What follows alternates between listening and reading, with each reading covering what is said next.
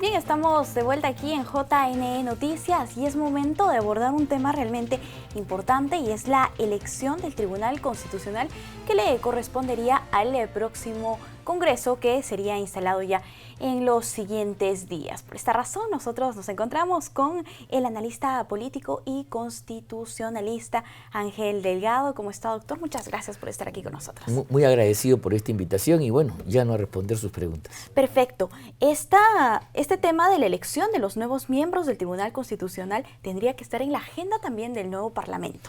Bueno, debería sí, y de cualquier parlamento, porque ve usted, si usted repasa a los miembros del actual tribunal, se va a dar cuenta que 6 de 7 ya tienen un mandato vencido. Recordemos que ellos son elegidos por un periodo de 5 años y prorrogables, y de ese punto de vista no hay reelección, ni mucho menos. En consecuencia, 6 magistrados ya tienen a la fecha un mandato vencido y algunos de ellos por casi un poco más de un año, porque han sido elegidos en distintos momentos y oportunidades. Y eso no es regular, eso no es lo conveniente, se ha prestado a suspicacias y por eso es que se insta al Congreso a que no deje largos periodos sin cumplir esta obligación de designar a los miembros del tribunal para que no haya vacancias. El hecho que tengan que permanecer en el cargo es para que no se genere un vacío, que vacío sería una situación mucho peor, la gente quedaría en una indefensión porque no se olvide usted que el tribunal es la última instancia, la última ratio para poder defender los derechos fundamentales de todos nosotros.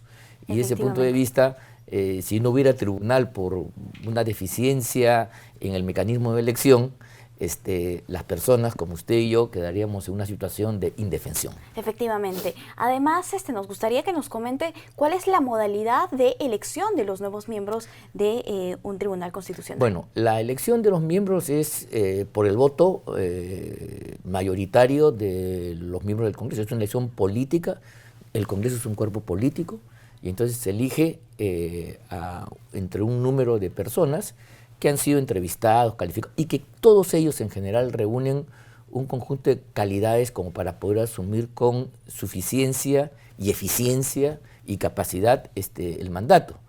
O sea, no son personas desconocidas, no se permitiría que un XX, cualquier ciudadano pudiera acceder a esta magistratura.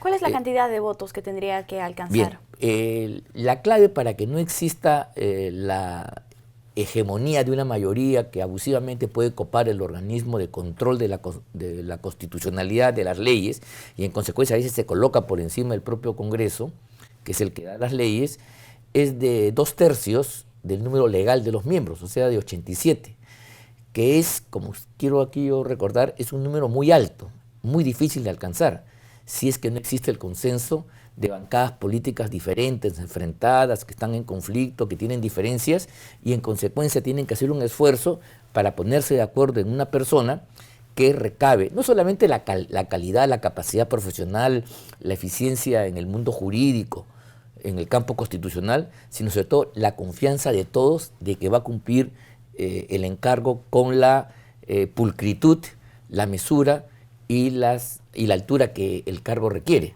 O sea, el cargo es un cargo de confianza, como son todos los cargos en los cuales el Congreso interviene. Estoy pensando en 3 miembros del director del Banco Central de Reserva, que es un órgano encargado de controlar el curso de la moneda para que no haya pues tentaciones inflacionarias de imprimir monedas sin respaldo, porque me dice es una garantía de que estos órganos, y una vez elegidos los miembros del tribunal, adquieren su plena independencia.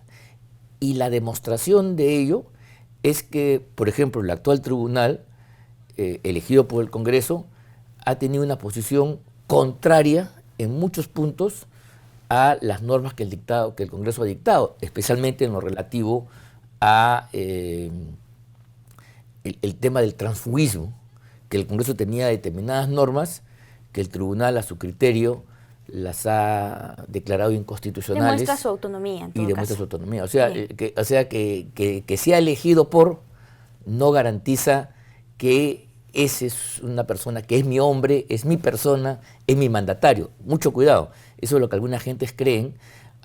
Y eso está dado por el quórum alto exigido que, repito, impide que una fuerza sola pueda hegemonizar, que un partido pueda influir. Tiene que haber una composición heteróclita, heterogénea, que garantice el equilibrio de un control que es político y jurídico. Y subrayo el carácter político porque el tribunal es un órgano que está en esa altura, es un órgano que va a revisar desde el punto de vista de la Constitución y sus valores, ni más ni menos que la expresión máxima del Congreso, que es el dictado de leyes, además de ser instancia que revisa los procesos de amparo, de habeas corpus, habeas data, los procesos competenciales. Digamos que la función esencial del tribunal cuando fue concebido era poner una instancia jurisdiccional, pero con capacidad política, para poder revisar ni más ni menos de lo que en otro tiempo se consideraba que era la expresión máxima y soberana de un Estado, como es la ley. La ley era indiscutida y solamente se podía ser derogada por otra ley.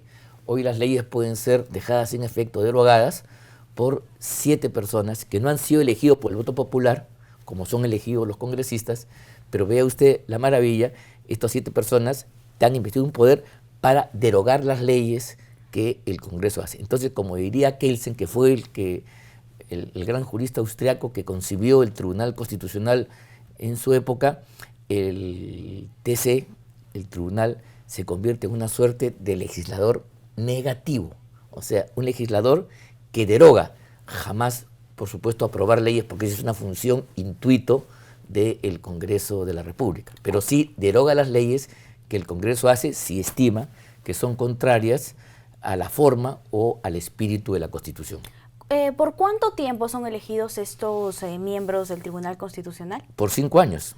Y ese es un plazo, que repito, que no da lugar a una reelección inmediata, ¿no? O sea, bueno, lo que pasa es que en la práctica, en muchos casos, este periodo que está establecido en la propia Carta Fundamental se extiende porque al no elegirse el magistrado reemplazante, el que le toca salir tiene que quedarse para no provocar un vacío que ocasionaría un daño digamos, a los ciudadanos, ¿no? Pero ya me parece que es demasiado que 6 de los 7, casi todos, ya tengan mandato vencido. No es regular eso, no es correcto que eso sea, y se presta a suspicacias, a críticas. Claro, porque los fallos del tribunal, ve usted, son controvertidos siempre. No es que están en el corazón del debate político. Y en el debate político los ciudadanos, en un mundo libre, democrático, tenemos opiniones distintas, antagónicas. Entonces, lo que a uno le puede parecer correcto, a otro nos parece pues desastroso.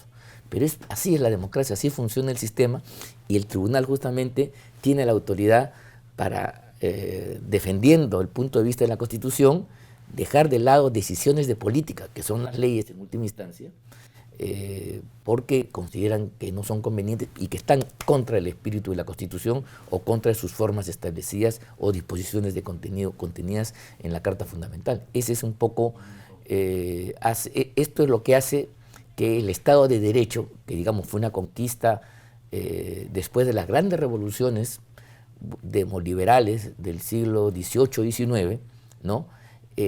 Haya reforzado su naturaleza. Entonces, hoy día el Estado ya no es solamente un Estado de derecho, sino es un Estado constitucional de derecho, porque la norma que está por encima ya no es la ley, como era antes, porque antes la Constitución era una especie de marco genérico, pero la ley era la que operativizaba la soberanía de un país a través del Congreso.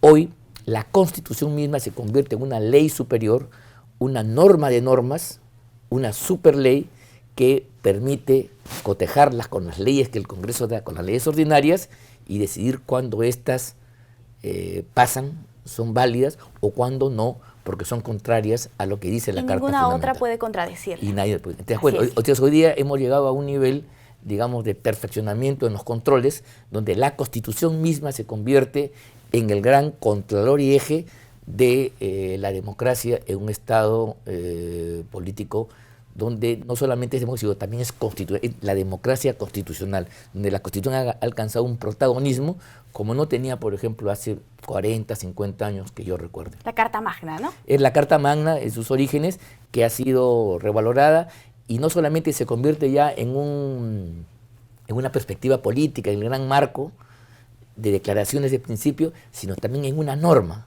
O sea, la Constitución es una norma como las leyes, pero es una lex superior, es una norma superior. Entonces, eso hace que sea muy importante, pues, contar con personas que sean los intérpretes máximos de lo que dice la Constitución. O sea, el máximo intérprete ya no es el Congreso, sino es estas 7 personas que son elegidas por los congresistas y que juntos forman Tribunal Constitucional. Cada cierto tiempo se pone en agenda de repente el hecho de cambiar la modalidad de elección o el tiempo que estos miembros deberían quedarse en el Tribunal Constitucional. ¿Cómo va esto? ¿Sería mejor? ¿Sería para peor? Hay de todo. En el derecho comparado sí, efectivamente, hay países en los cuales el mandato se extiende a 10 años, 12 años, depende de cada país, en los cuales hay Tribunal Constitucional. Y en cuanto a la forma de elegir, yo sí creo que no se puede sustraer esta responsabilidad al Parlamento Nacional. Eso me parece fundamental. Si hubiera una forma alternativa, entonces de poder designar a los representantes que van a controlar al Parlamento. Por supuesto que al gobierno también, ¿eh? Cuando yo digo al Parlamento estoy hablando de lo último. Por supuesto que controlan a las municipalidades, a los gobiernos regionales, a los ministerios, a todos, ¿no?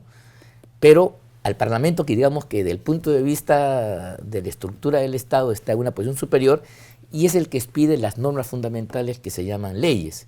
Entonces, a mí no me parecería que esta posición de tanta responsabilidad y poder sea encargada pues a un grupo de jurados, de notables, que hagan un concurso como el que se ha hecho, por ejemplo, por la Junta Nacional de Justicia o cualquier examen meritocrático para acceder a un puesto en el ministerio, porque aquí la clave no es la sapiencia, no es el conocimiento, no es que tenga maestrías y doctorados, como algunos creen, sino fundamentalmente es el compromiso con el régimen democrático y tener una perspectiva política de confianza que lo lleve a actuar con la moderación y la inteligencia para ser prudente.